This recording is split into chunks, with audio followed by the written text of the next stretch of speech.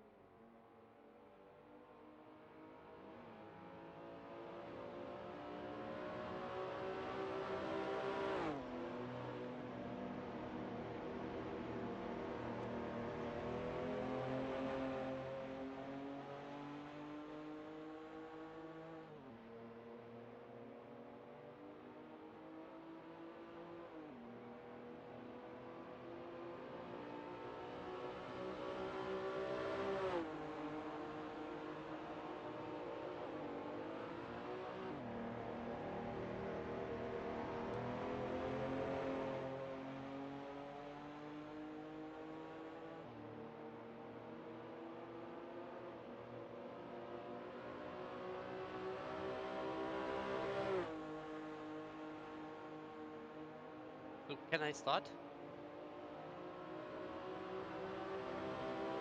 Good evening, ladies and gentlemen. Good evening. Welcome to the B-ATCC channel to follow the third season of E-BaTCC sim racing series. B-ATCC, of course, stands for Baltic Touring Car Championship, and E-BaTCC is its sim racing branch. And round one of season 3 will take place in Riga, Bikernieki track. Actually, you can see that qualification is already on, and German driver Janis Hans is currently the leader. Actually, he has quite a healthy advantage over second placed Estonian driver Risto Kapet, with Lithuanian trio Simonas Urbonas, Laurynas Simonavicius and Valters Zviedris closely following. Talking about those Lithuanians, Laurynas Simonavicius was the winner of E-BaTCC season 1, and Valters Zviedris was the winner of season 2. Now they can count themselves real world racers as well.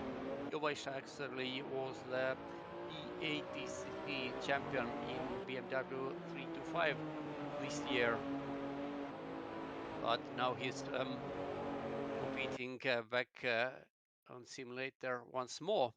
Actually, the car is exactly the same BMW 325 Cup car, which he used for his winning championship this year.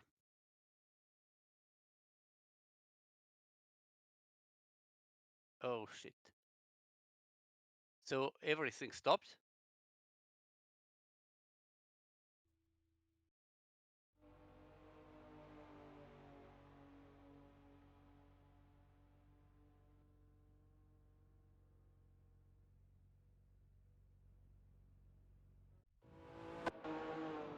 So it seems we have some technical difficulties. Still 2 minutes to go until the end of qualification.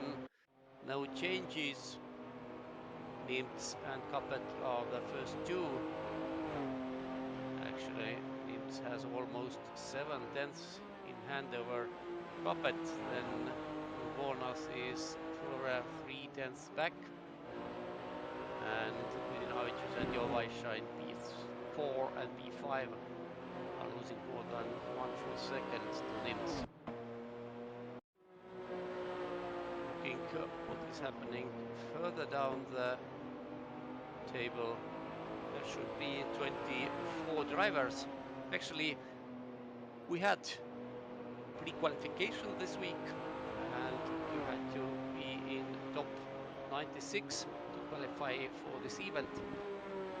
There was 82 drivers trying to pre-qualify, and today we have 47 of them starting in 2 divisions. This one is Division 1, the top division, and we are going to broadcast.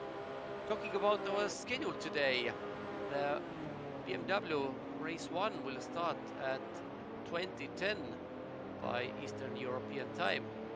It is approximately in 5 minutes, so we have still half a minute left from the qualification. And then at 20:35 we will start BMW Race 2, which starting grid will be determined by the end results of Race 1, except top 10 will be reversed. And then we will have 2 more races for BATCC real racer. They will use not BMWs, but Cupra Leon DCRs, and their first race will start at 21:20 and the second one at 21:45. So by 22:05 will be more or less finished with our 4 races.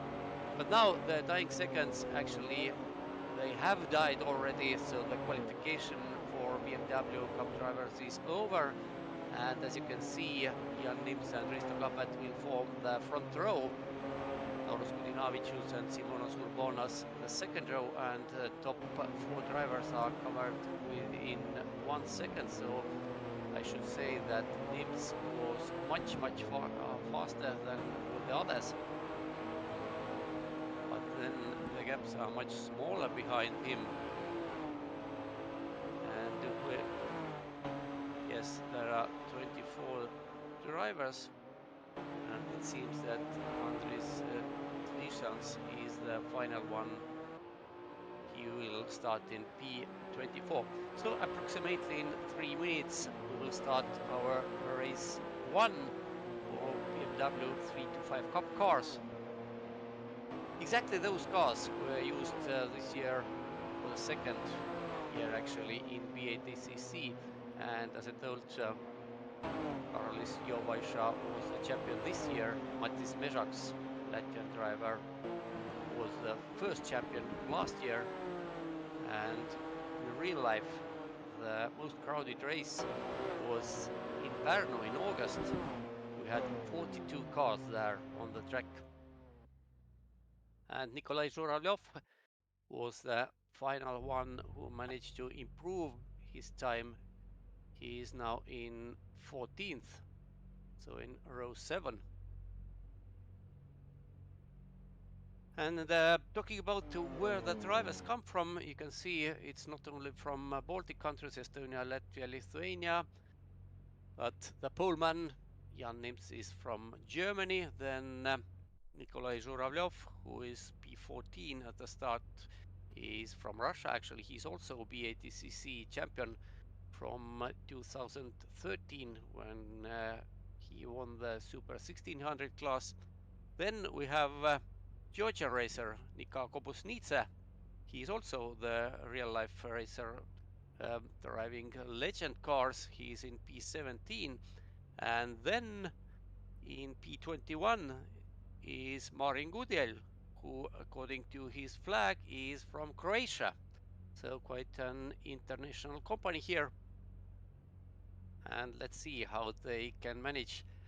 The race time will be 20 minutes. It means probably 8 laps, maybe. It depends on how fast the leader will be. Maybe 9 laps, but most probably 8 laps. Lap time will be in the region of 2 minutes 40 seconds, a little bit less perhaps, as you could see from qualification. And the track itself, Bikernieki, so-called big track or big loop or big ring, how do you want, is almost 6 kilometers long, 5,945 meters. According to another source, it's 5.5. But anyway, you can think about it like about mini Nürburgring. It has everything. It has long straights. It has very tight turns. It has very twisty and narrow sections. Actually, the Bikernieki track has several layouts. This one big ring is a combination of them. When the race will be started, you can see that so that now the grid is on their places. just few seconds. So 20 minutes. 20 minutes for race 1. German driver Jan Nimz will start from pole position. Estonian Risto Kapet from P2, and so on and so on. Few seconds remaining to the start.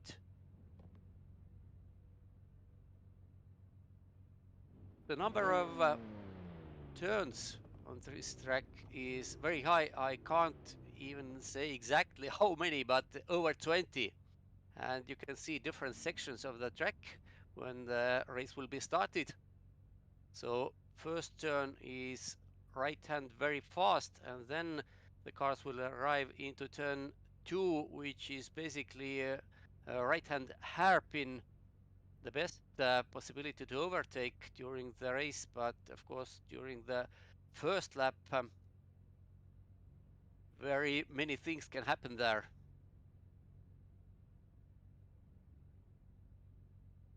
So everything seems to be ready now. Countdown is on.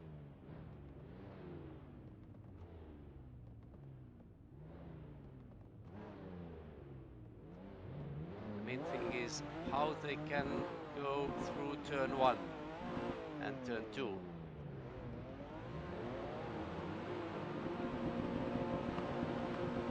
Now lights are on. And here we go. So Nimz and Kapet had good start, but even better start had Kapet. Start is not very good. Nimz is leading, but Kapet has lost several places. Mezaks and Urbonus already. So Urbonus is second. Mezaks third, Jovaisha fourth. So Kapet lost 3 places actually, and somehow they managed to go through turn 2. Now they turn on to the ring of skill, which is the twistier and narrower section of the track. Nimz is already clear in front, no problems for him. And here you can see somebody, and now the main attraction of Bikernieki track, you will see why this section is called Mini Nürburgring ring. It goes up and down, left and right. And the section which cars are passing now is called the Witch Kettle. Yes, somebody's off the track already. Many of them actually are off the track. Cars are bouncing here and there, as you could expect. But nothing of this concerns Jan Nimz, who is clearly in front. This is Silver Beermats, number 23, Estonian driver who is currently in P11.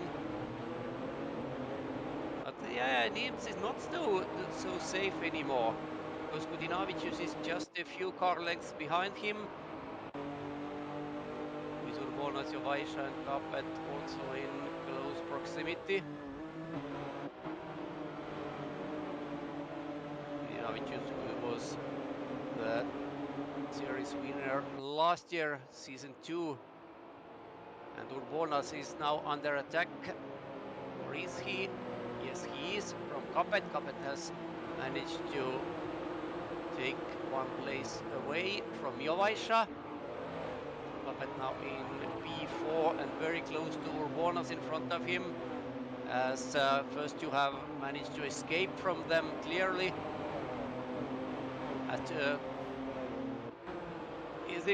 Was there a contact, or was it just Urbonus losing his car anyway? Kapet is now in third, as they will complete lap 1 in few seconds. Nimz, Mezaks, Kapet is the top 3. Kapet has 3 cars in wake. It will not be easy for him going to turn 1 and 2. Let's see what happens here. Is Urbonus going to attack Kapet? Yes, he is, of course. But yeah, Kapet goes wide and loses 2 places in one go. Not only Urbonas, but also Jovaisha went by, and he has Janis Traupe just behind him. So this quartet is battling for P3, 4, 5, and 6.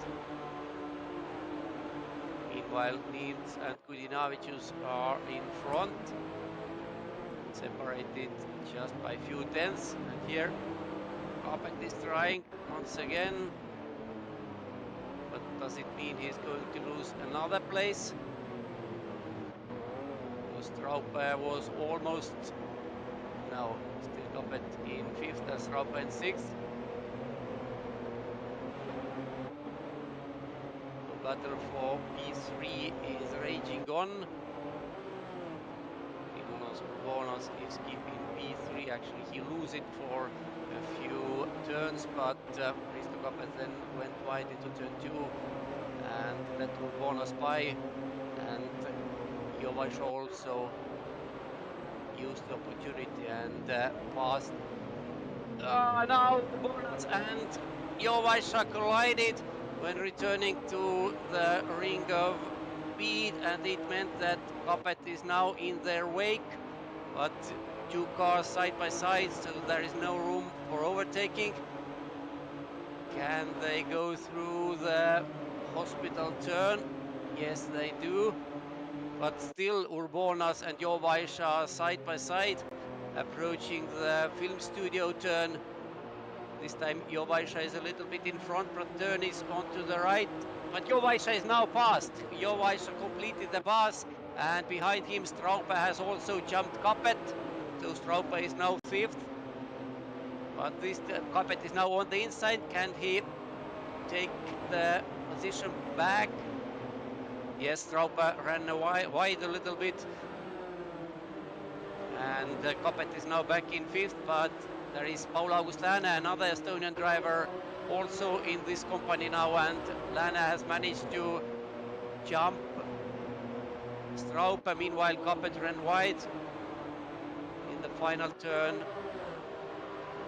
So many battles here for P3 between two Lithuanians. Then there is for P4 at Lääne was this time the man who went wide and let Straupe by. Again, side by side, Jovaisha and Urbonas entering the ring of skill. Capet now is clearly in 5th, and can he catch those two battling in front of him? I would suggest if they are going to battle like they did, the more time they are fighting, the more they are losing. And yes, Capet has caught them. Capet has caught Jovaisha and Urbonas, but Lääne and Straupe are not far back either. Entering which kettle? There is usually a section where you can't overtake your rival, but it's usually... As I said it, Urbonas tries to overtake. They are again umpteenth time side by side, but now Capet has joined the party. Still in 5th, but firmly in the wake of Jovaisha. This comes from Capet onboard camera. Returning to the ring of speed, now over the bridge or tunnel. Now there is a long straight and then 90-degree right-hand turn called Hospital. Traupe is now clearly in 6th, and Lääne has lost out to Andrei Skubarevs. Urbonas and Jovaisha side by side once again, and Capet just biding his time, perhaps thinking that he will be the third one which will laugh at the end. It may be, but of course Jovaisha and Urbonas both, they know that again they collide, and Jovaisha is going off in the Motor Museum turn, and it means that not only Urbonas but Capet also goes by, and Traupe does the same, so Jovaisha dropped from 3rd to 6th in one go, actually in one collision. but now Capet is firmly behind the car of Urbonas. This violet car is Urbonas. White and blue one is Capet, and Capet is going to the inside into turn 2, and by he goes. So Risto Capet took third place from Simonas Urbonas, but can he keep it? There is still 11.5 minutes to go, so we are not even on the end of first half. Straupa is now 5th, but Jovaisha is on his rear bumper. And we saw that Jovaisha was much faster now. Jovaisha tries the inside while Capet defends his P3, but Urbonas is now they are side by side, and Urbonas has inside line for the next turn, and Urbonas is back in third, Capet fourth, then Jovaisha and Raupe. This quartet is all together once more. Meanwhile, Nimts is just 1 second in front of Gudinavicius in P1 and P2, but they are not battling, they are just going very fast. No battle, and it means they are able to go fast. We could see that those drivers in P3, 4, 5 and 6, and occasionally even some more, they were battling, and all of them were losing time. Now, the order in this company is Urbonas, Capet, Straupa and Jovaisha, sorry, Urbonas, Capet, Jovaisha and Straupa. Straupa is in that red car at the tail end of this group. But can we see now an overtaking attempt from Capet into film studio? No, we can't. But this is battle for 7th. Romet Racing, Estonian driver, at least for a moment, is in front of Andres Kubarevs. Latvian driver, meanwhile, they have both overtaken Paul August Lääne, who I remember 2 laps ago was in P6 for a few seconds. So battles going on everywhere. Now we have already only 9 minutes to go. So 11 minutes passed since the start. Nothing is clear. Maybe Jan Nimts in the lead has now a little bit more comfortable life, because the gap to second place Taras Gudinavicius is more than 1 second. But the fight for all the other positions is raging on, especially between those two, and Karlis Jovaisha looks very racy behind Risto Capet. Capet is still in fourth, but we could see 1 lap ago that the next turn will be 90-degree right-hander, very slow, and it's possible to overtake from the outside as well. But this time Capet gives no chance to Jovaisha. Meanwhile, Urbonas is firmly in front of him. Capet doesn't pose any danger for Urbonas as it stands. But you see that Racing, Kubarevs and Lääne, those three are also closely together. Robert Racing is also real-life BMW driver, so he knows what to do with those cars, and behind them there is another trio battling between themselves. Very international, Silver Piirmets, Nika Kubosnits and Haroldas Mistautas, Estonian, Georgian and Lithuanian driver. So if we have 24 drivers, you can expect that everybody finds someone who is almost the same speed. Now Piirmets went wide and lost at least 1 place. No, it was Kubosnits, sorry, in this yellow car. It was Nika Kubosnits who lost out to Haroldas Mistautas. Piirmets, meanwhile, was in front of them and still is. And here Paul August Lääne overtook Andres Kubarevs, but Kubarevs still tries to take his position back into film studio. But Lääne stays in front.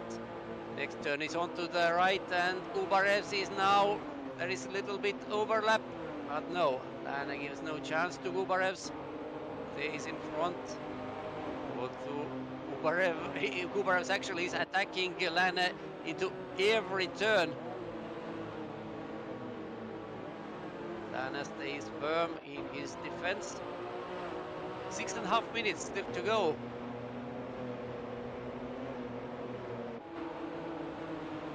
Paul Lana in front, Andres Gubarevs behind him, and now Gubarevs tries the outside line. It means that he's perhaps going to try the inside line into turn 2, but Lana knows how to defend in this situation, and while they are battling between themselves, Silver Bikernieki in that white car is closing in rapidly.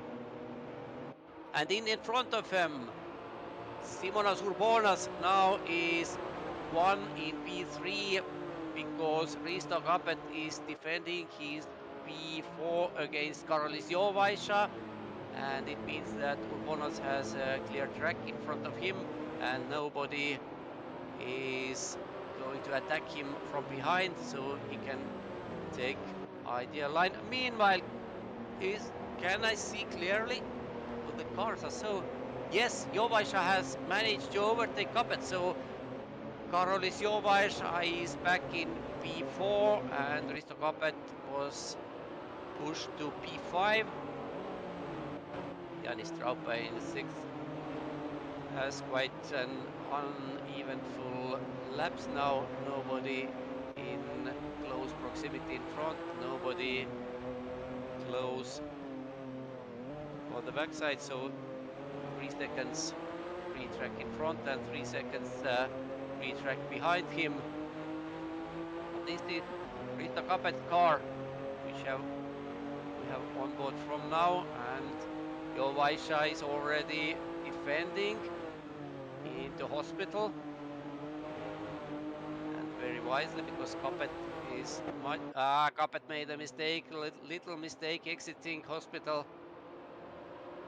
He went in maybe a little bit too fast, and you can see they were just separated by a few meters. Now there was like 5 car lengths, and this is Gubarev.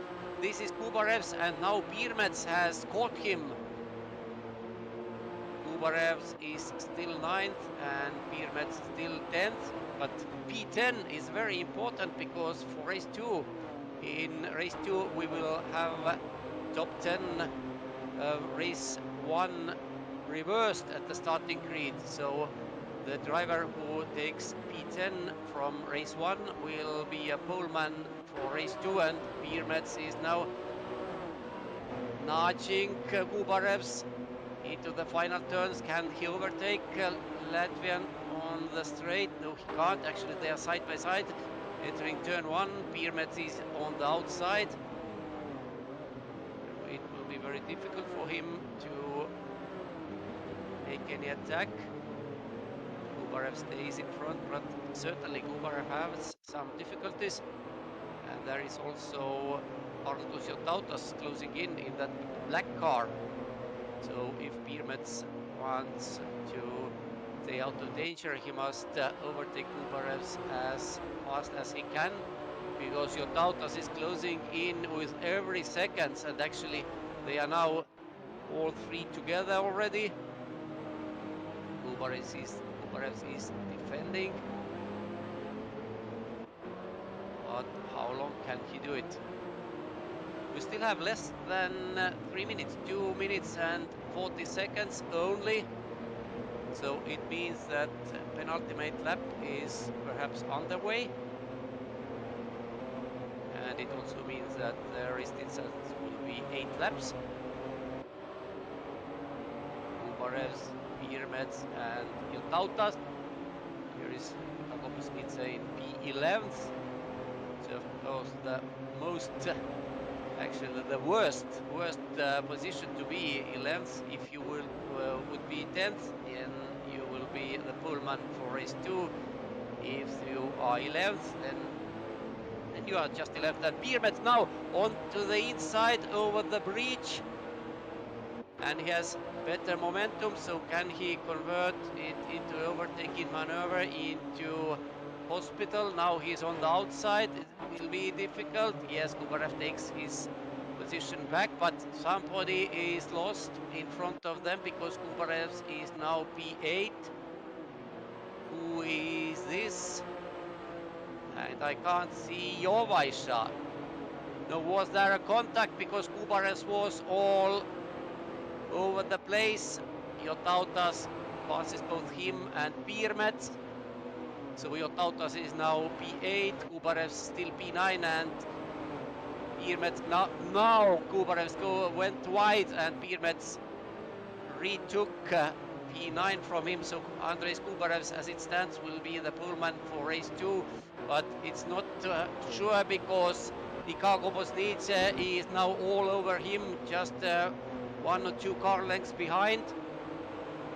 So that's the main battle. And final lap is underway. Janis Hans is the leader. Valters Zviedris in second, in about 1.5 seconds behind. This is the leader. And then there is a long way to go, some 11.5 seconds. And then Simonas Urbonas in P3. Anyway, Andrejs Kubarev has managed to keep his very important P10, and Niko Komposnice maybe has closed in a little bit, but Kubarev, we have shown now that was Jovaisa, and this is Karolis Jovaisa, but this is the leader. Matiss Mezaks has retired, and this is Janis Hans, and he has only half a lap to go. Valters Zviedris is already 1.8 seconds behind, so no danger. Hans has led from the word go,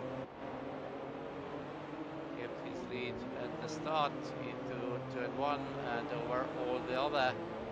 And Paul August Lääne is now in 7th, directly behind Romet Racing, so those 2 Estonians are going to decide who is going to be 6th, who is going to be 7th, because there is no apparent battles going on in front of them. But this is Janis Hans, the German driver, just 2 turns to go. Final lap is underway for him. Now the final turn, and Janis Hans is on the final straight.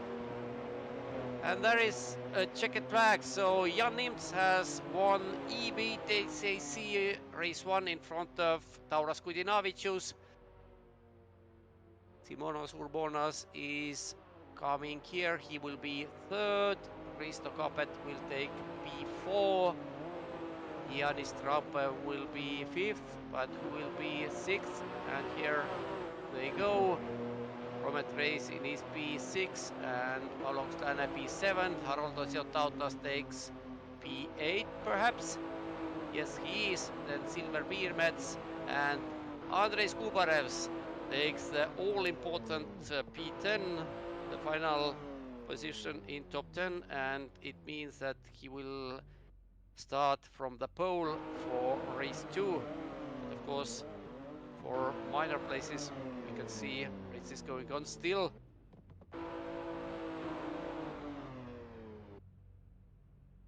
So that was it. Janis Hans was a clear winner in pre-qualification, in qualification, and now in race 1 as well. But of course, race 2 will be not that easy for him because he will start from P10 there. The time is now 20:34, and it means that in just few minutes we will start race 2. There will be 2 minutes grid time, and we will make just a very short break in comments. Stay with us. Race 2 will start in just 2 minutes.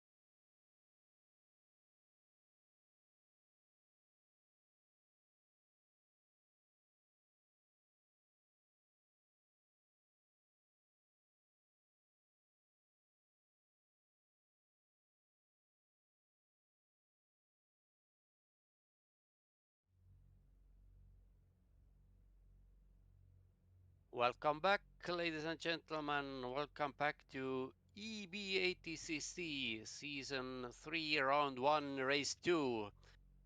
BMW cars, BMW 325 Cup cars had just finished their Race 1. Jan Nimtz was the winner, actually. It's not a big surprise. He was the winner of qualification and the winner of pre-qualification as well. So no big surprise there. But now, as I told, the top 10 from race 1 are now reversed on the starting grid for race 2, and it means that Andrei Skubarevs and Silver Birmets will be the front row. Kubarevs is on the left in that bright violet and blue car, and Birmets in that white car. Then second row, Haroldas Mistautas and Paul-August Lääne. Third row will be Romet Reisin and Janis Straupe.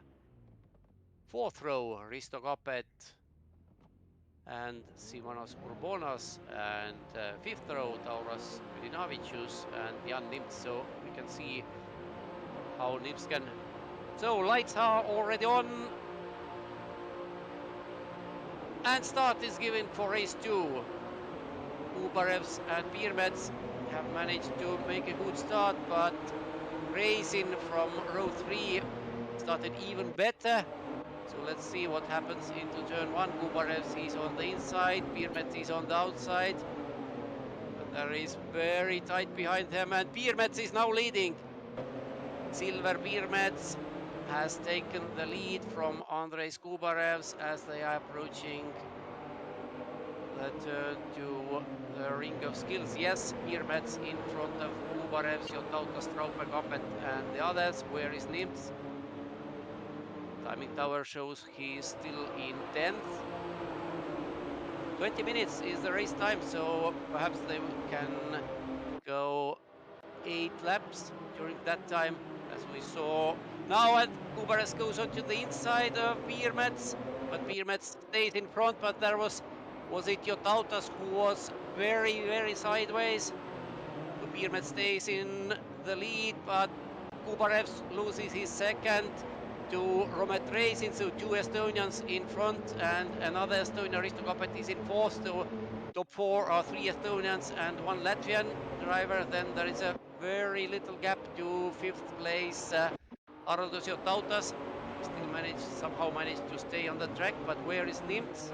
11th, so the winner of race 1, Jan Nimtz, has lost 1 place during the first half of the lap.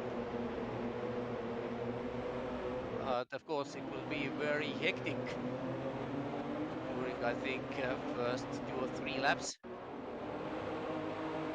Nimtz and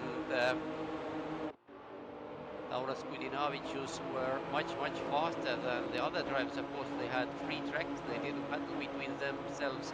And now, is it Risto Kapet going to take third? Yes, it is. So top 3 is all Estonian. Andres Kubarevs is in fourth, but still side by side. Who is Risto Kapet? Kapet still has inside line into film studio, but Kubarev has better momentum. And Mistautas also joins them, just a few meters behind Kubarevs. So that trio will, and now Birmets was a little bit wide. Can Reisin use it into his advantage? No, not this time, but now they are all together. You see a long train of cars behind Silver Birmets, and I wonder if he can keep his lead through turn 1 and 2. He's still in front, but now under attack from 2 cars, not 1, but 2. Reisin goes onto the outside, but Birmets has better acceleration out of turn 1. Who is going to be in front now? The Romet Reisin and Risto Kapet also managed to overtake Silver Birmets. So that is everything changed in top 3, but now they have Andres Kubarevs in P4. few meters behind, and there are 4 more cars directly after Kubarev's. Wow, and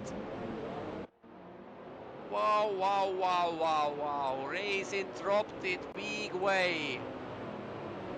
He went too fast into the turn, and where he is now, actually, he's dropped out of our timing screen. And Kubarev's is also out of the game, more or less. So Risto Capet has taken the lead. Racing is fourth. Somehow he managed to save his car, but the main loser in this situation was Kubarev's, who dropped from P5 to 23rd. So basically the race is over for him. But what can Capet do in front? Irmets is in second, but he has now Jovaisha for company, and having Karolis Jovaisha just behind you is not a pleasant feeling, because he's perhaps one of the fastest drivers here, winner of E-BaTCC season 1. And now Irmets is already under attack. Actually, almost everybody is under attack who is not attacking. So you are either attacking or being under attack. Jovaisha tries from the outside into Motor Museum. Irmets stays in front. There is a little collision between them. Irmets is still in front, but now Jovaisha is on the inside, exiting to the main straight, and it means he will take third. Irmets is still shown. Now Jovaisha is now in front, but Irmets has inside line into turn 1 and 2. Jovaisha is not squeezing him, but now, yes, we can say that there is contact, and Jovaisha was sideways, and it allowed Straub and Racing to join the party as well. And it also means that Risto Capet has managed to basically escape from all the pursuers. He has now more than 3 seconds at hand over second place Karolis Jovaisha after only 3 laps. Actually 2 laps. Third lap is now going on. Jovaisha, I think, is more or less managed to shake off Irmets, but Irmets must now defend from whoever jumps up. It was just a few seconds ago, it was Straub. Now it is Racing, and Nimts. Nimts is also in this company. He's now in P6, just behind Straub. Nimts, who was winning the winner in race 1. Made a bad start. He was in P1 at one moment, and now has been able to overtake a few rivals and is in this train. Meanwhile, Irmets takes very tight line. He's battling with 2 cars simultaneously. What will be the outcome? Everybody tries to overtake everybody in this train. So exiting hospital, Irmets is still in front, and you can see what does it mean when you battle with your rivals. Irmets is still in third, but Jovaisha in second is now far in front of him. Actually out of reach. And this is Racing on the inside of Irmets. Once again, Irmets somehow managed to stay in front, but there is Nimts already attacking both of them. And this is Traupe flying into the barriers in the penultimate turn.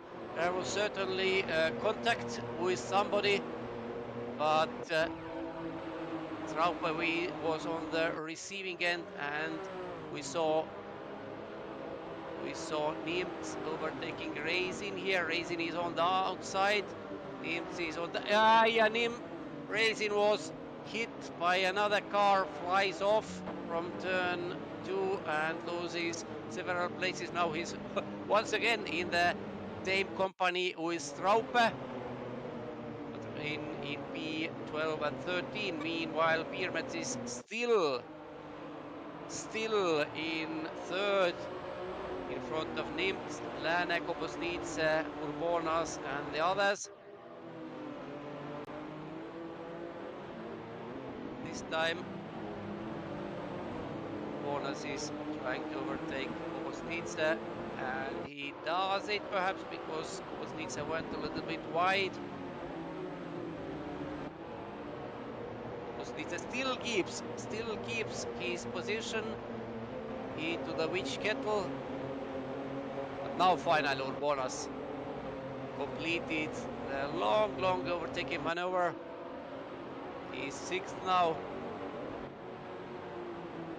But is Jovaisha able to catch Capet? I don't think so, because the gap is already more than 4 seconds. And Capet can just keep the pace how he wants. And this is Bikernieki and Nimts. Nimts tried the outer line, but it gave a chance to Lääne to overtake both of them. Now they are 3 side by side. Oh, it can end in tears. And Urbonas is also trying to make some profit from this situation.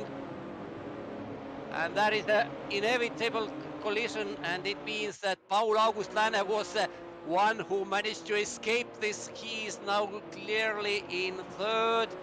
Kobosnice is in fourth. So everything was turned onto its head in just a space of 2 corners. Jovaisha Lääne is currently top 3 with Kobosnice in fourth, and Nimts is where he's pushed down into 14th place. So a disaster for race 1 winner. But of course, if you are in the middle of the field, it is the worst place to be. You can be hit from all sides. If you are in front clearly, then as Risto Capet demonstrates, you can keep your own pace. Although I have to say that Carlos Jovaisha has been a little bit faster than Risto Capet over the lap. The gap has gone down by a few tenths, but really by a few tenths only.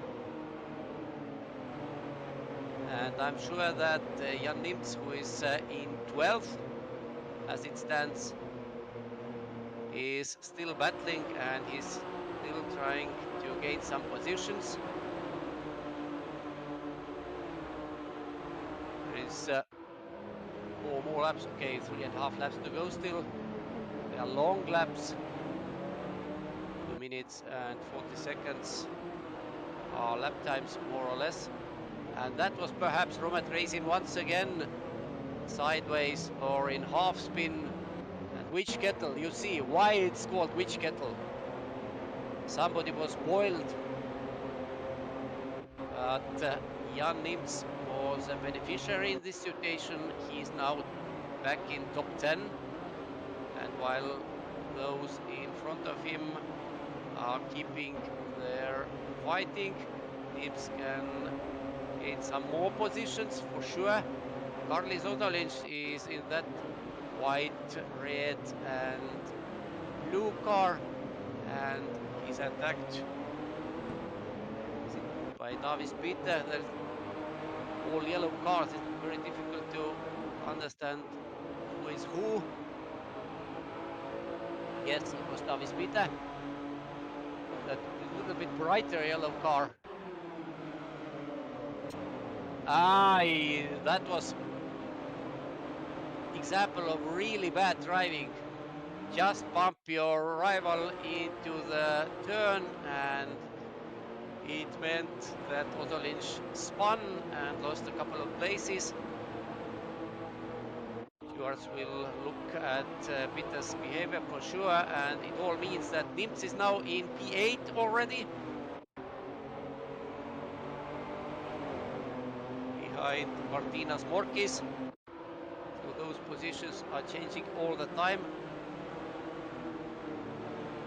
Nims is one of them now. The first of those yellow cars is Jan Nims, the second is Matiss Mezaks, and Janis Straube is back in top 10 in P9, and he's also going to overtake Mezaks,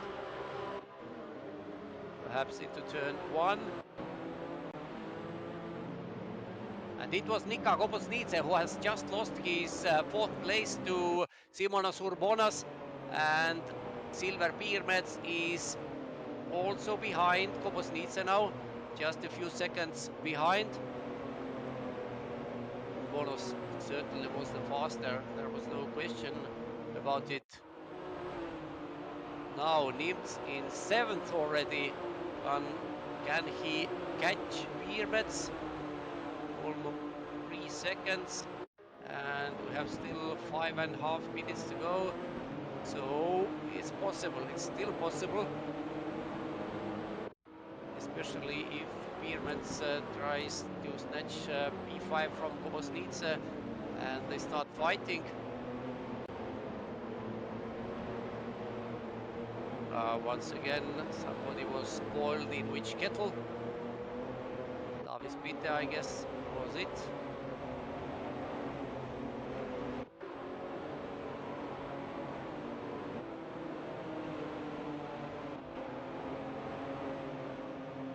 Janis Straube was pushed off unceremoniously. Now he's back in not only top 10, but he's already 8th in front of Matiss Mezaks and Valters Zviedris already. Wow, this was what you call cutting the corner. There was no corner. It was Davis Bitte. He has really difficulties to stay on track, of course, some helping hand from his fellow competitors. But I think stewards will take a look what happened.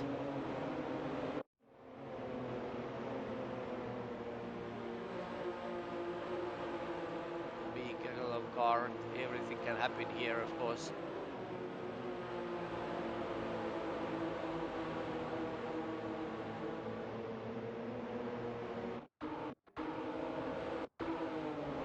Wow! Was it again Davis Bitte? There are so many yellow cars, it's really difficult to say which one is which.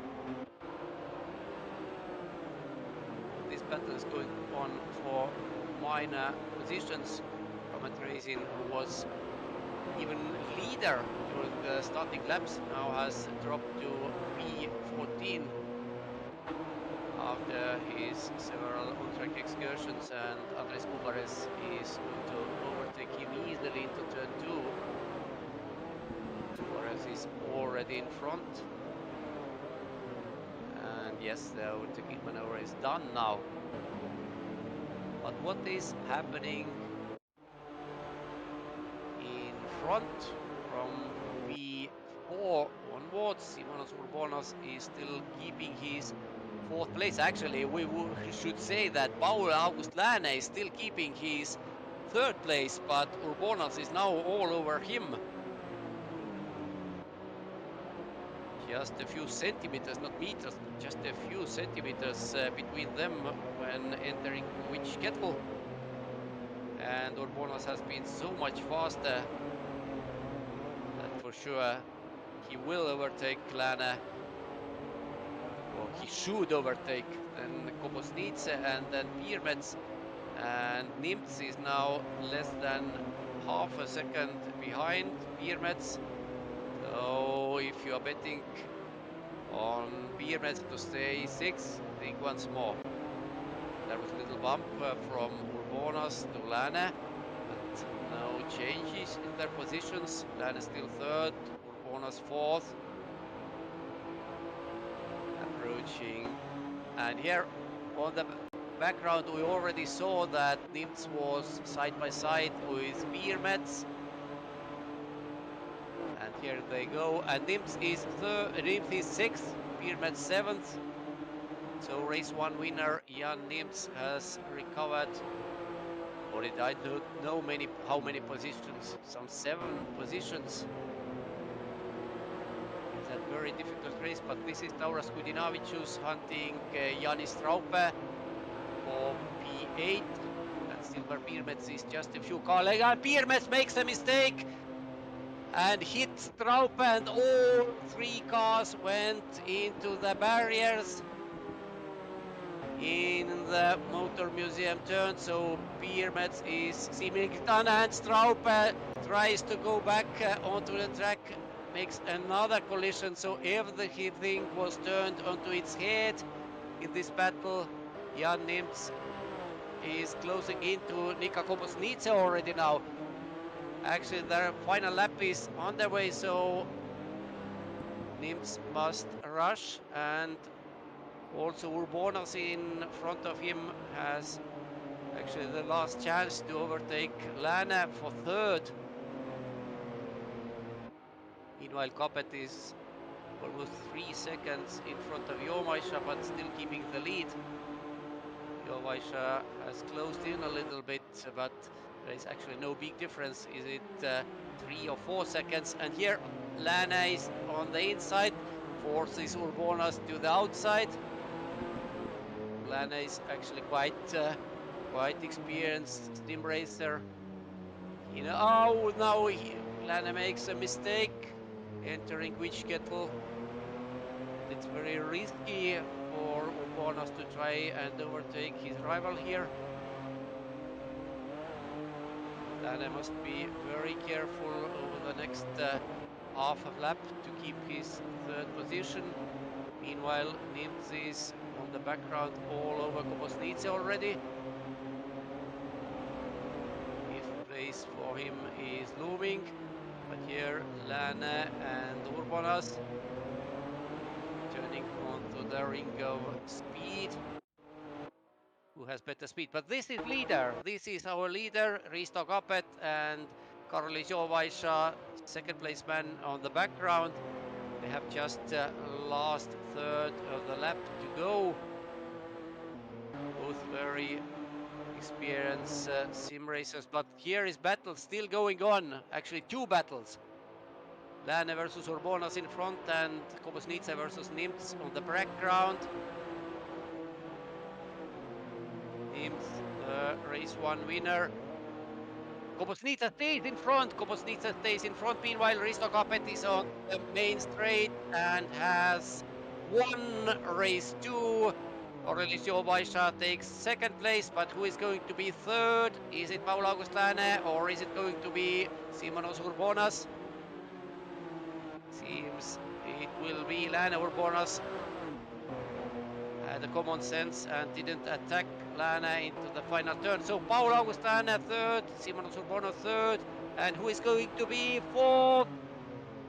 Nika Kobosnice was fifth in front of Jan Nims. There were just a few centimeters between them. But still, Laurynas Simonavicius is 7th, Martinas Morkis 8th, Illar Jürgensson 9th, and Justas Pirinauskas takes 10th place. So that was... Oh, it's... Who was that? Was it our friend? Yes, it was Davis Bitter once again. Not only sideways, but spinning all over the track. Anyway, he took P20, as the timing screen shows us. So this time there were 2 Estonian drivers in top 3, and first E-BaTCC winner Karlis Joovaisa between them. The winner of round 1 will be decided by adding the points from race 1 and race 2. Of course, I can't tell you who exactly will be the winner. It will be clear after a few minutes, and if you visit our website batcc.eu, then you will see it. Now we will have 2 more races today. We are now finished with BMWs, but we have 2 more races with Cupra Leon TCRs, who is real life racers driving them. And looking to the schedule, their qualifying should start at 21:15, which is in about 11 minutes. And after a 5-minute qualification session, they will start their race one. So we will return live at approximately 21:15. Stay with us, and after BMWs, you will see 2 more races for Cupra Leons.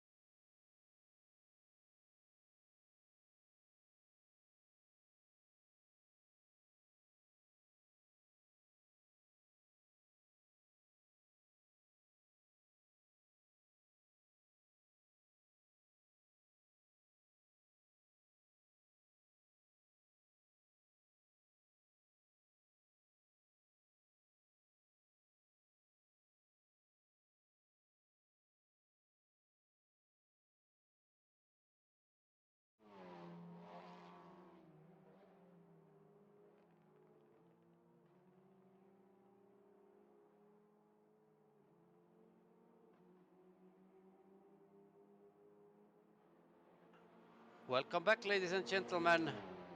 Welcome back to the E-BaTCC Season 3, Round 1, and we have already 2 races behind us for BMWs. Now it's time to change the cars and change the competitors. The drivers will be the racers from real life, from BATCC, how to say, from physical classes,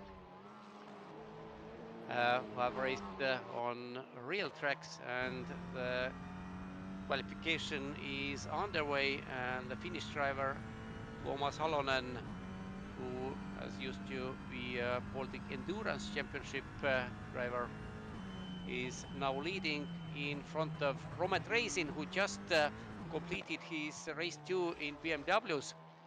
So Reisin is going to do 4 races today, but he is not the only one.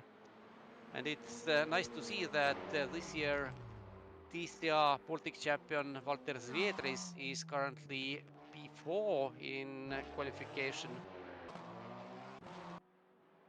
Karlis Ozolinš, this year V1600 champion, is third. So there are many drivers with different titles.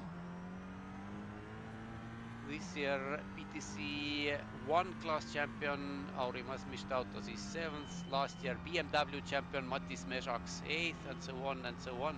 Sorry, Mistautas is not, of course, Mistautas is BTC 3 champion.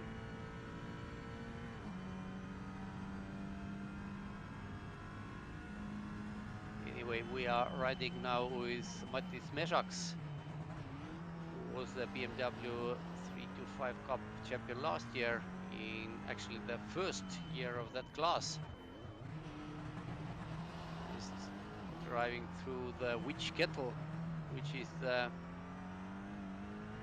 most far part of a Bikernieki track, and perhaps the most difficult. Is the reason why this section is called Micro Nürburgring.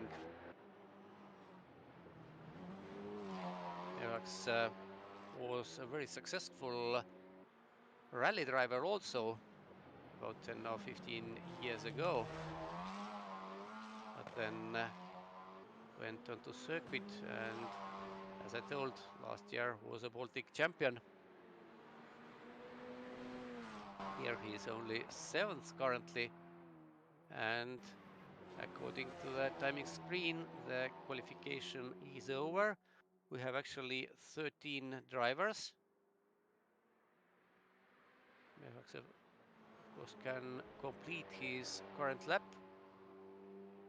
The race for Cupras will be basically the same. 20 minutes. And the second race starting grid will be determined by the finishing order of race 1, except top 10 will be reversed. And Mezaks jumps to where? Or does he? No, stays in 6th.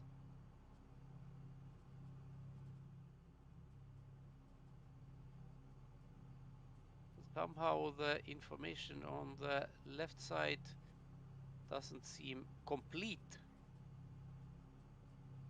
because the World Sim Series website tells me a little bit more and some a little bit different results. Anyway, the qualification for Pro Series is now over. There will be 2 minutes waiting time, then 2 minutes grid time, and then the race 1 will be started. Tuomas Halonen and Romet Reisin will start from the front row. Karlis Ozolinš, Aurimas Mistautas will be row 2. Valters Zviedris and Nikolai Žuravlev row 3. Kaspars Rudmiesis and Matiss Mezaks row 4. Valters Zviedris and Janis Hans row 5, and so on and so on. All in all, we have 13 drivers there, and their race duration will be 20 minutes.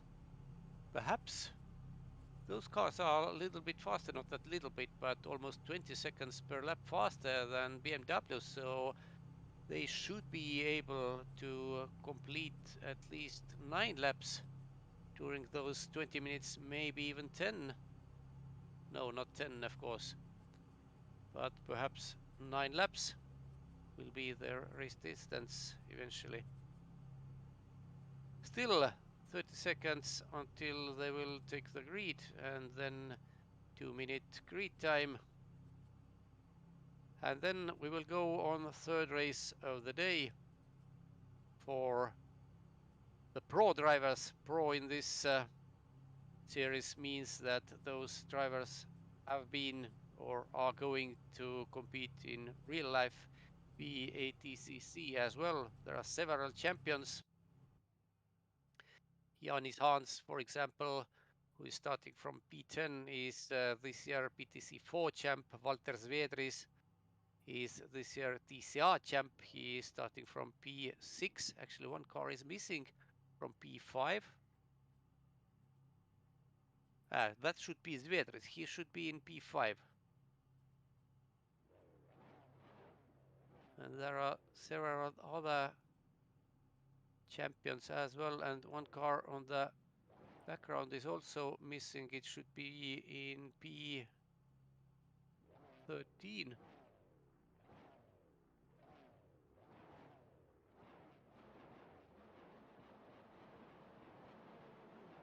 It's a shame, of course. It's something to do with some technical glitches with their connection or whatever, but 2 drivers are certainly missing who have earned their places on the grid. Yes, 13th. Interesting. Anyway, we will see. There is still some time left to the start. Tuomas Halonen and Romet Racing will be starting from the front row. Tuomas Halonen, number 115. Actually, his car in the E-BaTCC or Baltic Endurance Championship had the same number, a little bit different make, but team was called Black Rose, and they run Volkswagen Golf TCR. This time it's Cupra Leon TCR, very similar car, a little bit newer. Now it's everything ready, and we are going to start race 1 for E-BaTCC Pros, and the start is given, and Tuomas Halonen from P1 is leading. Romet Racing had a little bit worse start. And who is this from P4 already attacking? Halonen is in front. There is also already collision into turn 2. Meanwhile, Halonen is in front of Racing, while Racing is battling with Carlis Ozolinj for second place. And Ozolinj managed to overtake his Estonian rival, with Kaspar Ruutmiesis in 4th. So top 4 has escaped a little bit from 5th place. Matiss Mezaks and Ruutmiesis already. Oh, whoa, it was disaster once again for Racing. He went off, maybe with the help of some of his rivals, but anyway, off he went, and it means that Ozolinj is now second. Mezaks is unexpectedly in third, and Ruutmiesis, who was also involved in this skirmish, is fourth. And the Racing dropped from second to sixth. And wow! One crash leads to another. So many crashes during the opening lap already. And it's Romet Racing once again. Racing has dropped from second to 11th already. But This battle is for P3. Matiss Mezaks is in front and Kaspars Zviedris is behind him. Those cars are quite handful, and especially after several laps when the front tires will wear out, they will become even more difficult to drive. And this is Mezaks defending his third positions from Zviedris. Meanwhile, top two Halonen and Ozolins have already escaped. Halonen was of course the clear favorite for this race. Mezaks holds his third. Mezaks holds his third, and Zviedris is not making any moves. But the man who makes moves, in this case, was it Roman Trajan? No, it wasn't. It was Nikolai Zhuravlyov.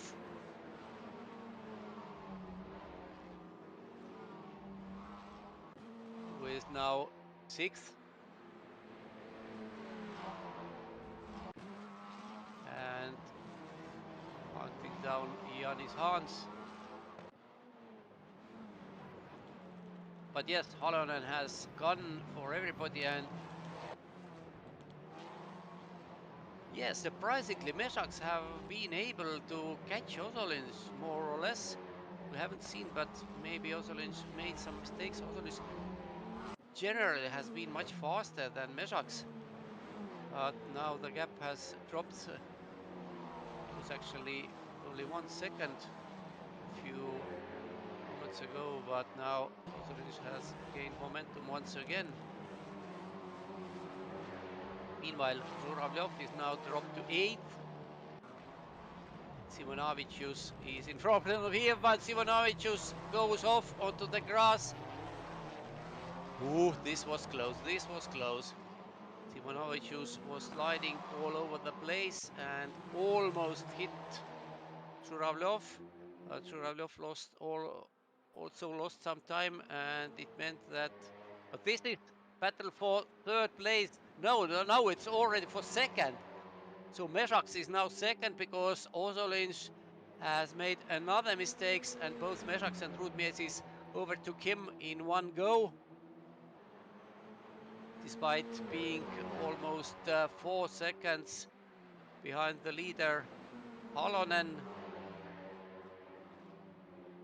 who is now on the background in this picture, already gone for them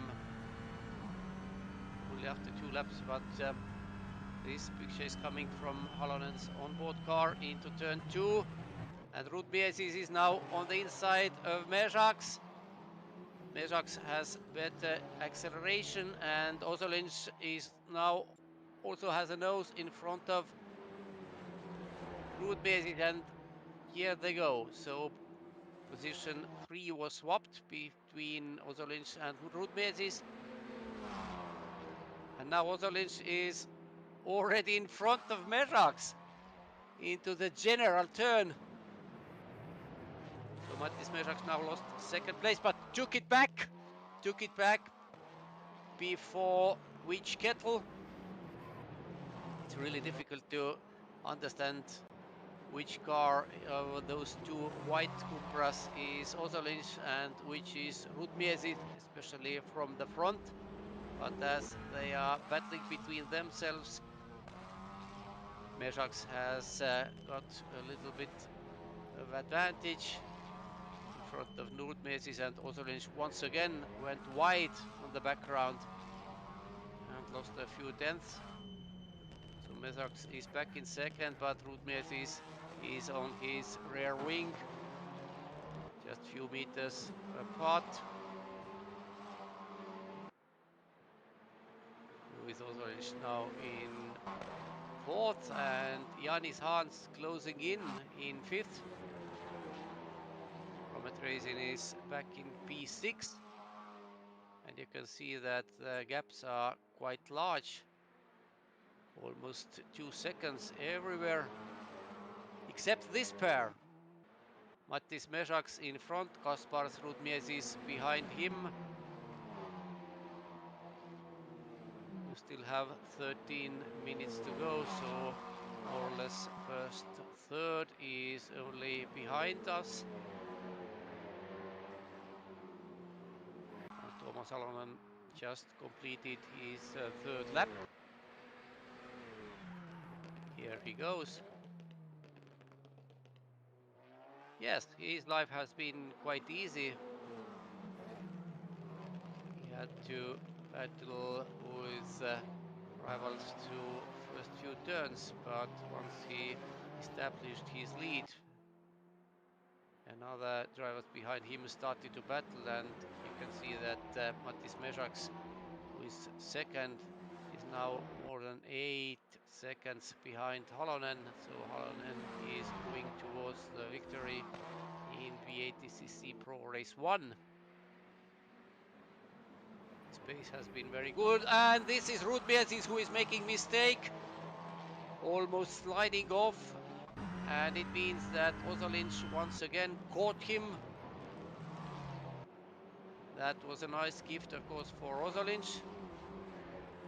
Actually, nothing has changed. Meanwhile, you saw that Hans on the background also made a mistake in this violet car, entering kettle, and that meant that Romet Racing closed in one go.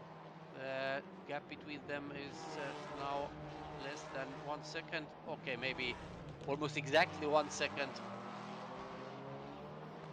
But Mezaks and Ozolins now going to battle for P3.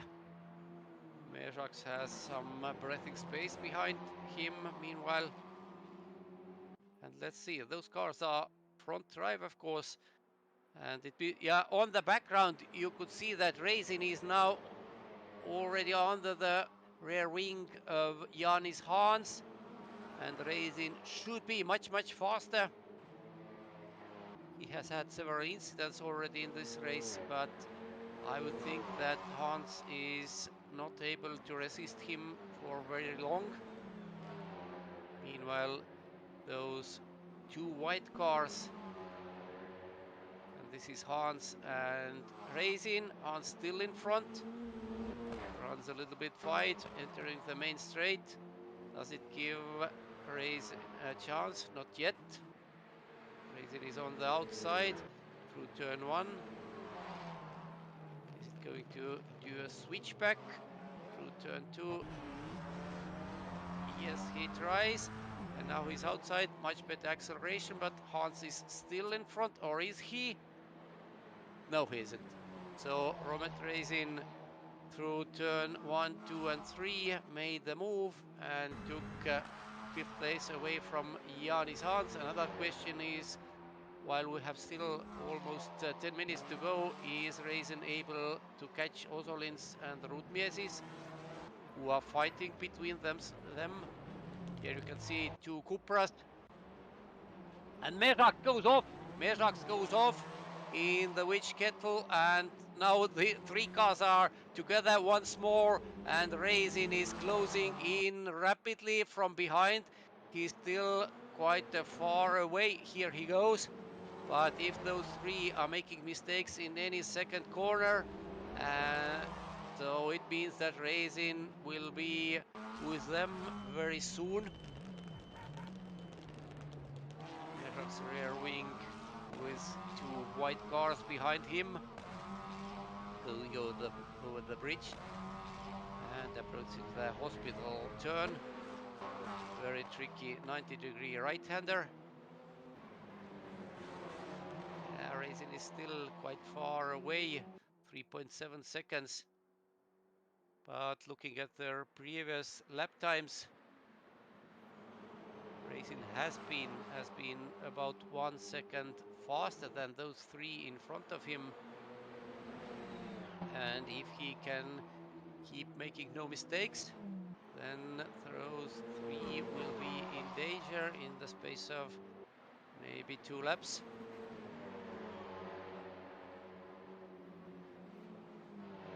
Either Tuomas Salonen has already completed 5 laps. P3, Mezaks, Mezaks and Ozolins have done the same now. And where is Raisin? Let's see the gap. Raisin has closed in. Looking at the lap time, Raisin did 2:19.8 last time. Mezaks, for example, was almost exactly 1 second slower. Mezaks almost 2.5 seconds slower.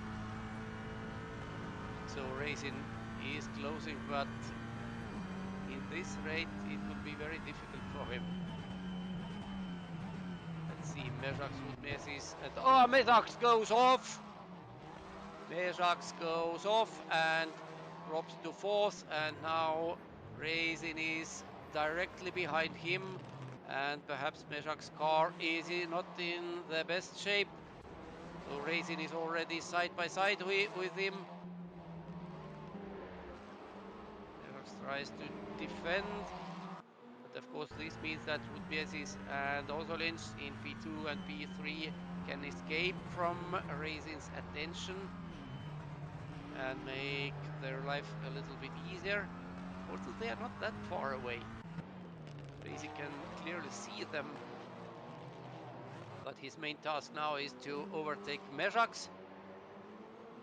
Mezaks lets some room for Raisin, but I guess that exiting the hospital turn, Raisin may well be in front already. No, he's not. So Mezaks is now... Wow, what was this? 3 cars colliding. It was somebody who was 1 lap down, perhaps. So what situation was this? Anyway,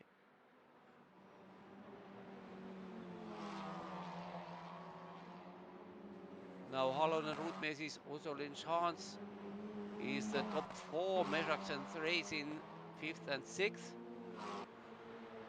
Meanwhile, leader Halonen is somewhere in the pine forest already. But this duel will be the most interesting. This is Mezaks and this is Hans. So Mezaks is passing Hans in this move for 4th. But where is Raisin, who was just with Mezaks 1 minute ago? We didn't see it. Unfortunately, here he goes. Whatever happened to him, but now he's clearly in the 6th with nobody in front of him and nobody behind him. But what is going for P2 and P4? 2 duels. 4 minutes and 40 seconds to go. Kaspars Mezaks and Karlis Ozolins, P2 and P3, and this is another battle behind them between Matiss Mezaks and Janis Hans. So the Finnish driver is leading the race. Then there are 2 pairs of Latvians trying to determine who... Wow! Mezaks went wide, but can Ozolins use this opportunity? No, he can't. But I think now the tire wear is already telling, because drivers are doing many mistakes. And Mezaks, you can see, despite going wide, he has managed to put a lot of air between him and Ozolins has dropped the base. Is it something wrong with his cars, because Mezaks and Hans are closing in rapidly? I would say that Ozolins is already, not yet, but Mezaks has caught him. Yes, Mezaks has caught him, and it's almost certain that Ozolins' car has lost its pace. Still 3 minutes and 15 seconds to go. It means 2 laps for sure. Leader Tuomas Halonen has almost 20 seconds and here you saw that Ozolic lost 2 positions in one go at the end of main straight. So his only task now will be to keep his P5 in front of Romet Racing, who is 6.5 seconds arrears. But of course, you never don't know what will happen in front. I've seen so many mistakes and so many collisions. So in the space of last 3 minutes, everything can still happen.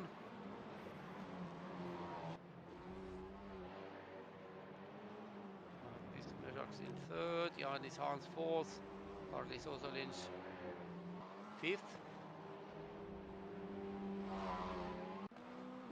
Currently there are no direct fights on the track. Mezaks and Hans are separated by 1.2 seconds, and it is the smallest gap currently, but this is the leader. This is our leader, Tuomas Halonen, who has completed 7 laps. He has some 20 seconds almost in hand over second placed Kaspar Zviedris, and Halonen is going to lap one car. It is perhaps difficult to say, but perhaps his countryman Petri Seppälä.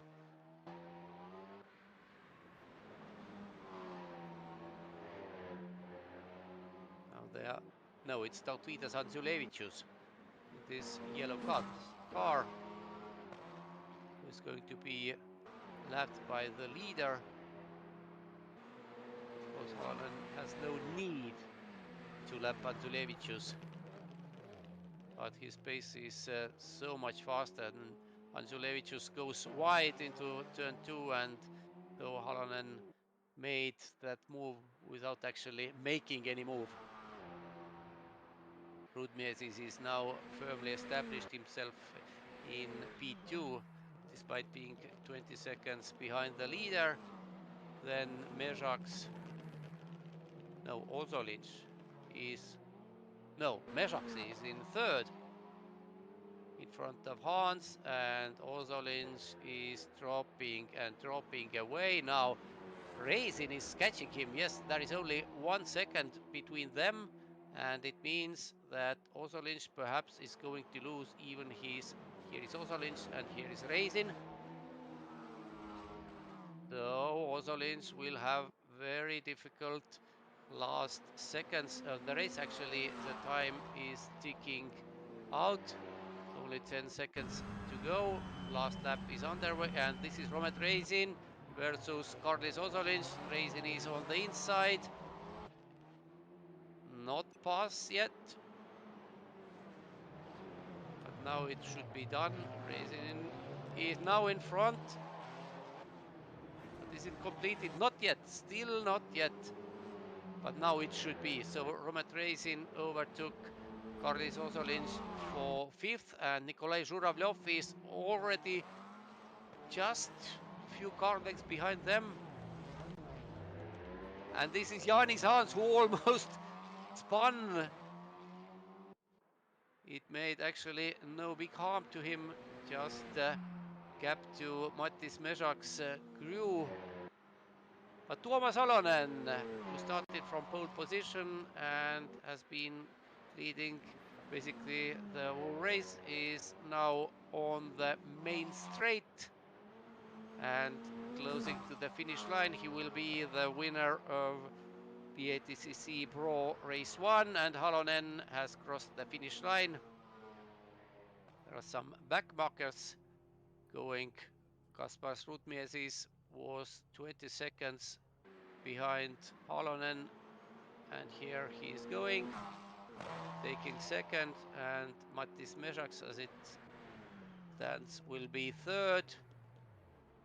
Mezaks crosses the line now in front of Janis Hans, who is fourth, and some 10 seconds behind Hans there should be Romet Racing, and Nikolai Zhuravlyov will complete top 6 because Karlis Ozoliņš lost out to him as well. Ozoliņš is 7th, Aurimas Mistautas 8th.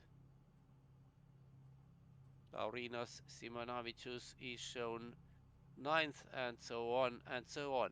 So this was E-BaTCC Pro Race 1. We will have Race 2 in a few minutes. Actually, I will tell you according to schedule in 21:45. It's in 4 minutes. So we will do a little break until now and then join live again at 21:45. Stay with us.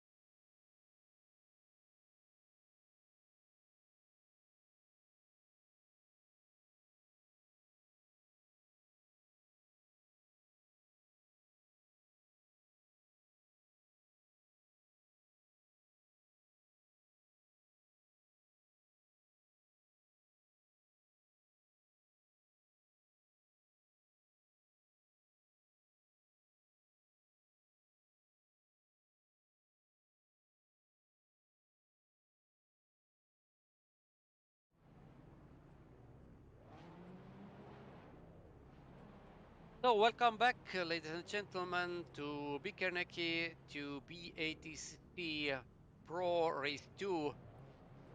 Race 1 was won by Finnish driver Tuomas Halonen, and for Race 2 we will have Aurimas Mistautas in pole position on the left side of your picture. 13 cars should be, actually we have 12 cars at the start, and top 10 from Race 1 were reversed for Race 2, so Race 1 winner Tuomas Halonen starts from P10. It's second last car on the right-hand row. And now lights are on. We have lost our poleman. But race is on now. Race 2 of BATCC Pro is on.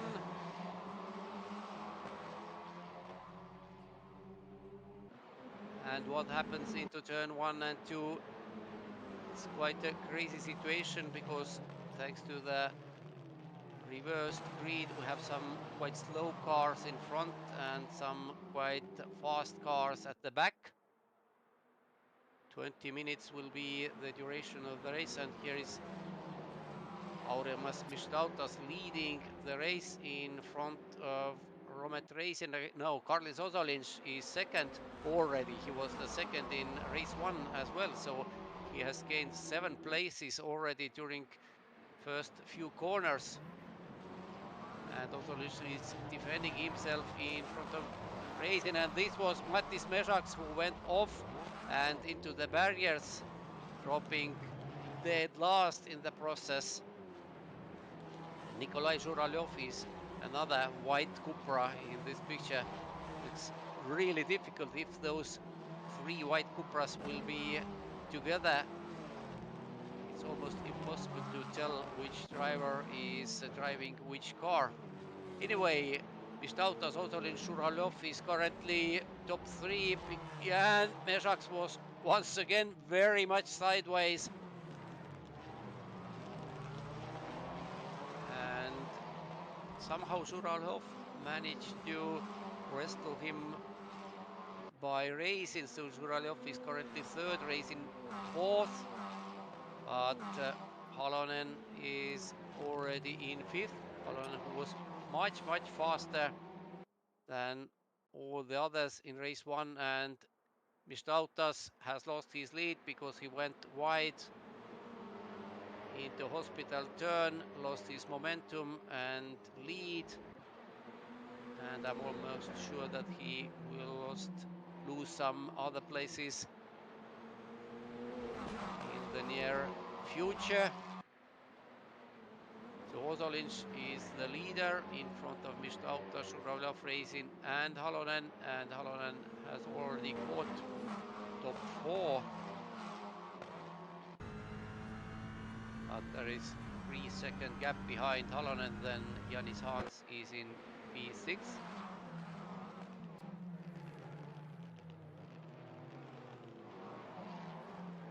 Now Racing is under attack from Halonen, and Halonen certainly wants to overtake his Estonian rival as fast as possible in order not to let Ozolinš and Zhuralyov and maybe Mistautas escape.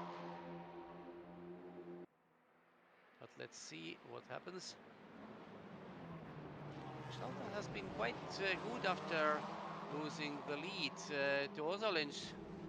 Managed to keep, and now he retakes the lead. So Aurimas Mistautas retakes the lead from Karlis Ozolinš. Meanwhile, top 5 cars are separated by just 2 seconds. So basically there is one long train of cars, and it was Zhuralyov going off, and it was Racing involved in that skirmish as well. So they collided,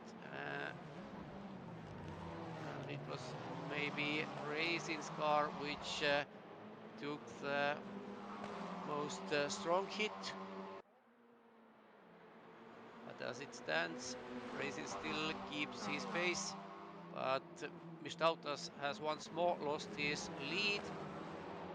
This time he didn't go wide into hospital, but now Halonen overtakes Racing because Racing didn't exit the hospital turn well.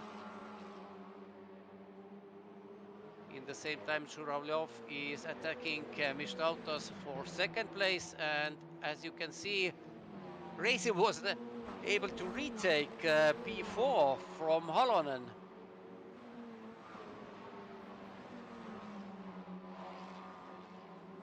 Meanwhile, Ozolinš is back in front, and he's going to be the lead leader after 2 laps as well.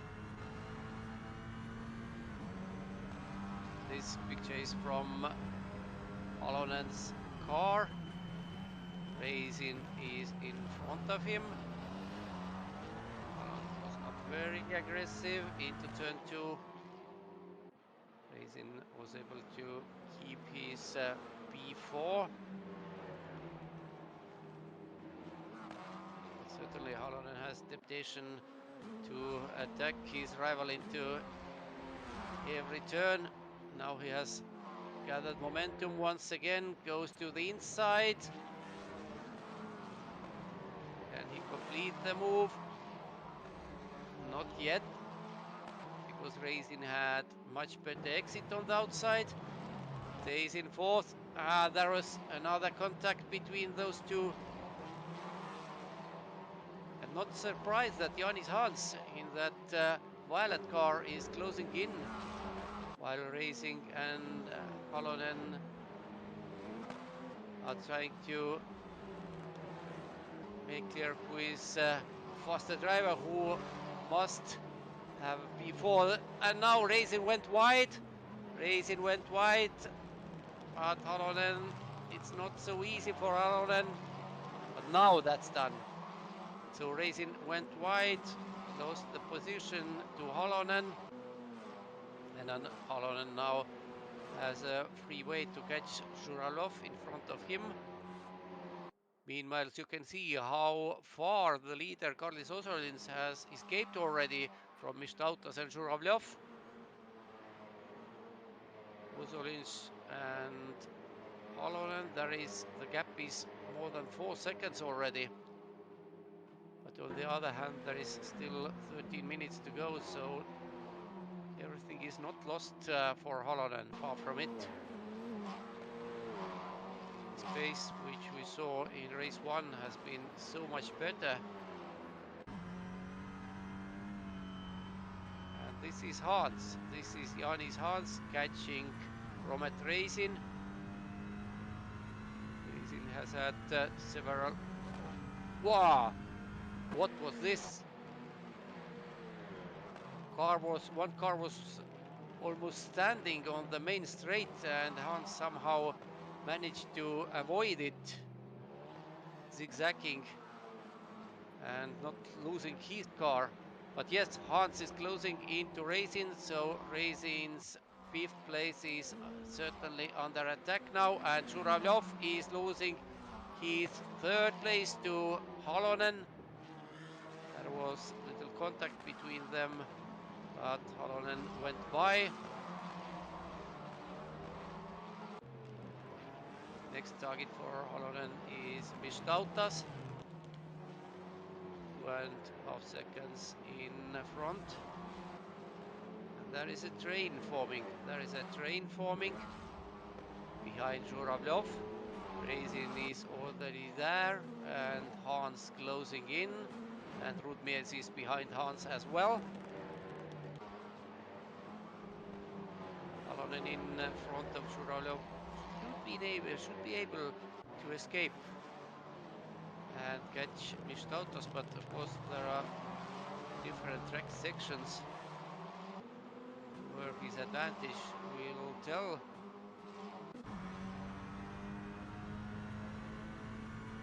Quite surprisingly, Halonen has not been able to just check out from Zhuravlev and Racing. And his gap to Osolins. Meanwhile, Racing is trying to overtake Zhuravlev from one side, from the another, with no results until now.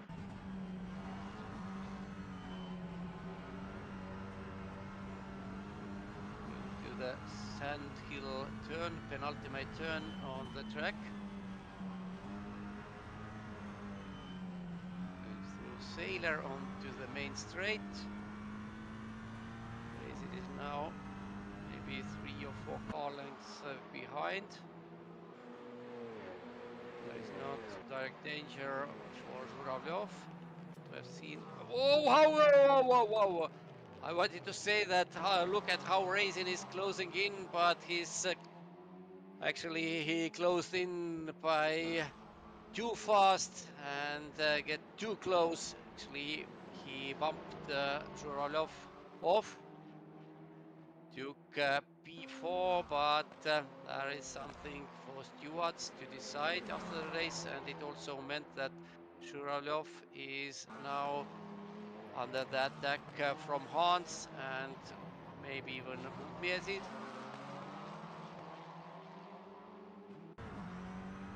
Halonen, meanwhile, is still in third and more than 4 seconds behind the leader, Kozolic.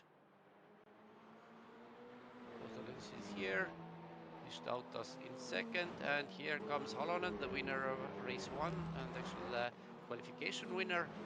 So Halonen should be the fastest driver. But let's see, more than 9 minutes still remains to the checkered flag, and this is Hans who goes wide and loses his 5th place to Mezaks. Meanwhile, Zhuravlev somehow has managed to drop 2 places somewhere, somehow. Those white Cupras are very difficult to make difference.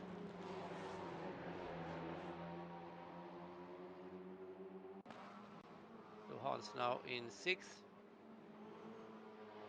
Zhuravlev directly behind him. Entering film studio turn. Hans goes a little bit, Zhuravlev goes a little bit wide. Stays on the track.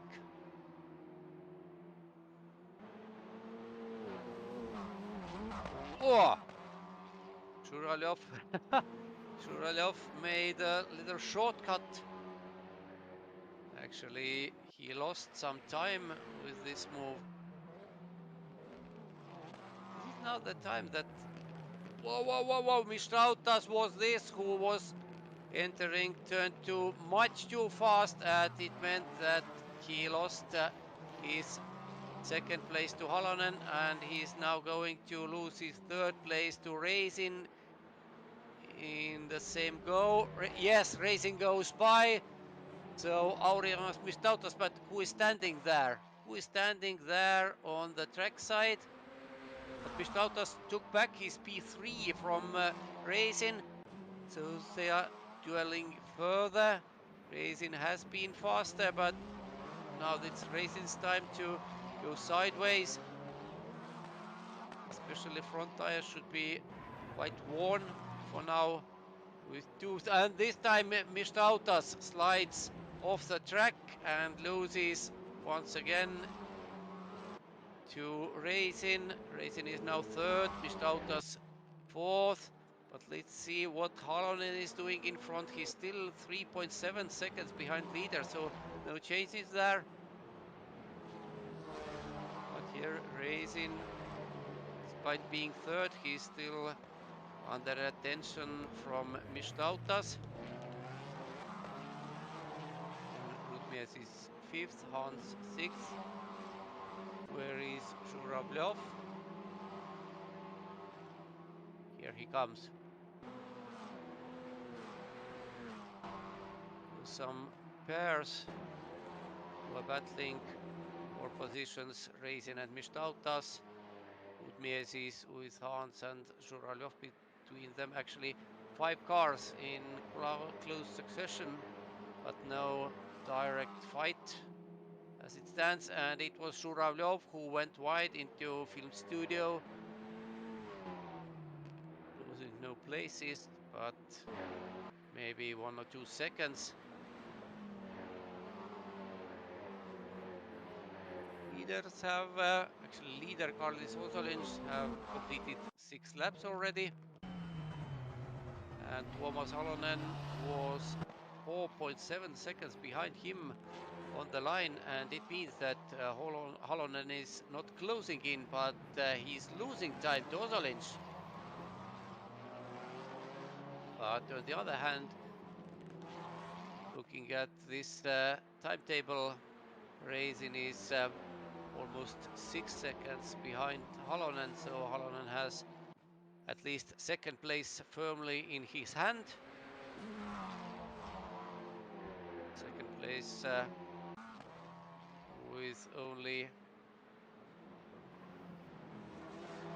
5 minutes and a few seconds to go. Halonen, if he keeps his car on the track, Racing can't catch him for sure. But Racing's life is not easy because he has 3 cars closely behind him. Although no one is able to attack him, but if Racing makes a mistake, they will be all over him. So this race is definitely not over yet. And concerning leader, Hosolins, he has been leading this race for quite a long now, but I've seen that during race 1 he also made several mistakes. And this is Mistautas now attacking Racing. Where did this come from? They were separated by almost 2 seconds just a few turns ago. And all of a sudden Mistautas was in the wake of Racing on the back straight. But nothing happened. Perhaps Racing made some mistake, exiting the ring of skill or over the bridge.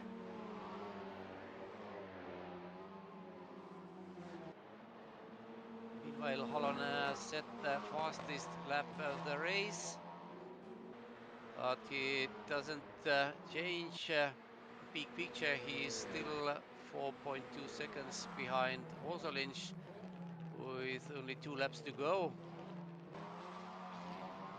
So the change of lead seems very unlikely, but change of third position on the other hand seems very likely because Mistautas is putting some serious pressure to Racing.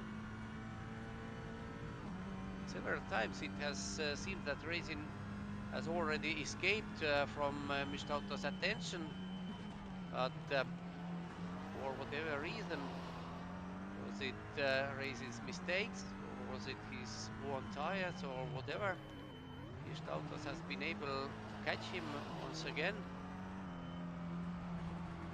and keeps pressure to third placeman.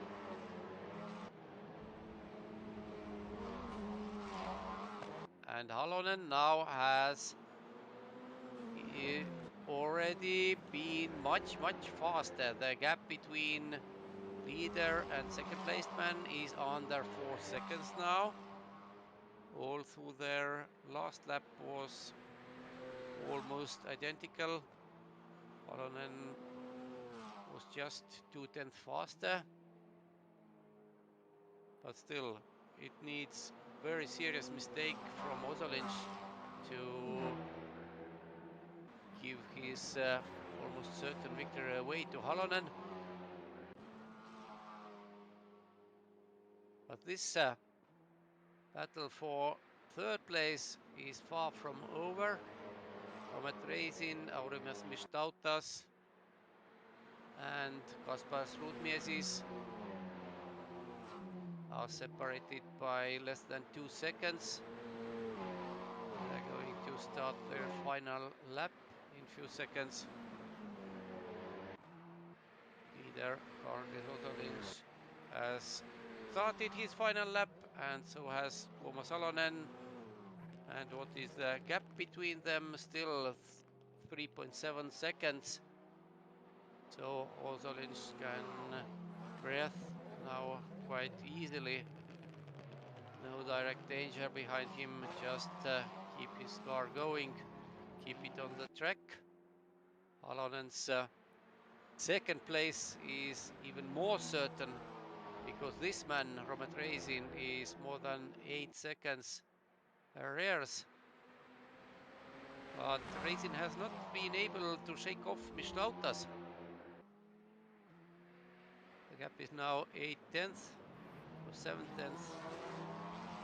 And it is not the distance where Mistautas can attack Racing, but still if Racing does even some slight mistake, Mistautas will be all over him in one go.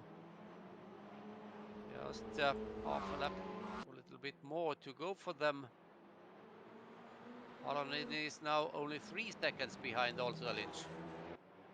But as we have final lap already, the second half of a final lap underway, I think also has just taking it easy. Meanwhile, Mistautas is just 2 car lengths behind Racing, while closing to the hospital turn. And this is leader Ozolinch. And this is second placeman Halonen. While third and fourth, Racing and Mistautas are now together. They have dropped Rudmiesis. But only a few corners to go. Who is going to take third? Is it Racing or is it Mistautas? Ozolinch is now on the main straight. In few seconds he will be the winner of E-BaTCC Pro Race 2. It has happened. Tuomas Halonen takes second place, but who will be third? Is it Romet Racing or Aurimas Mistautas? And Racing takes P3, Mistautas P4. Zhuravlyov is fifth, and Janis Hans is crawling out of final turn, and there Matiss Mezaks is also crawling, but in the very wrong direction. Was there collision between them? Anyway, Hans takes P7, and Mezaks will be 8th. Whatever happened with them? And Anzulevicius, was it Anzulevicius or was it some back marker? Anyway, the race 2 for E-BaTCC Pros is now over. Karlis Ozolinch was the winner. Tuomas Halonen, who took an overwhelming victory in race 1, was second this time, and the podium was completed by Romet Racing, with Aurimas Mistautas just losing out the final podium place by few tenths. That is it. That is it for today for E-BaTCC round 1. We will have 4 more rounds on every following Thursday.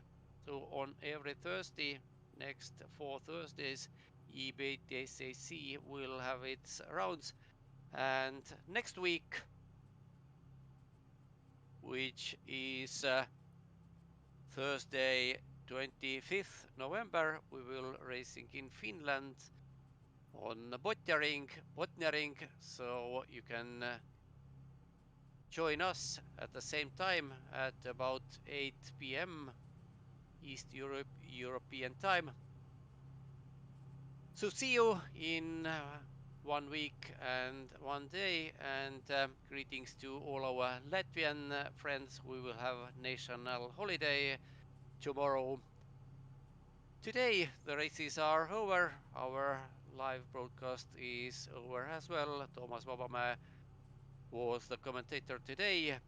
See you in 1 week and 1 day. Good evening.